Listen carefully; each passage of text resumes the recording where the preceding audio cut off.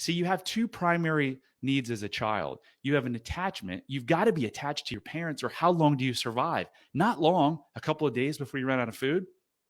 Then you have authenticity. Authenticity is your ability to feel your emotions and your thinking and your feeling and follow your gut.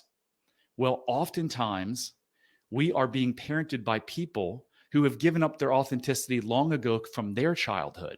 So when we try to express our emotions, they can't take them, they can't handle them. So we've got to change who we are, because we can't lose the attachment or we could die. So when you have these negative emotions, it's really just your brain saying, "Oh shit, you're 6 years old." When your wife comes to you and says something and you get all pissed off, this is what used to happen to me. My ex-wife would come to me, she'd say something that I did that bothered her, and oh boy, I would turn it into, "No, this is your fault and this is what you did." That was my fight part. And then the flight part is I'd be cold and distant for 3 days. Why? Because I felt like I was losing an attachment. And my childlike self, and that's who feels your emotions, it's not my adult self, was saying, "You're in danger."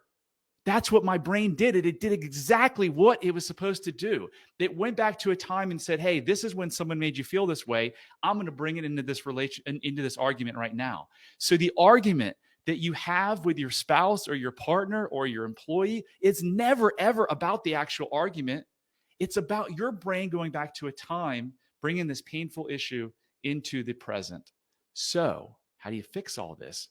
You go back and you figure out those times in your childhood where you had these meanings that are buried in your subconscious mind, and then you reprogram your brain through neuroplasticity. It really is that simple. In 3 hours, 3 years ago, my life forever changed in an Airbnb in or outside of Park City, Utah, because I did this very same thing with a coach. I looked back and found the times in my childhood where I felt I didn't have control, or something bad was happening to me, or stressful or traumatic. And I figured out the stories. And what was the story for me?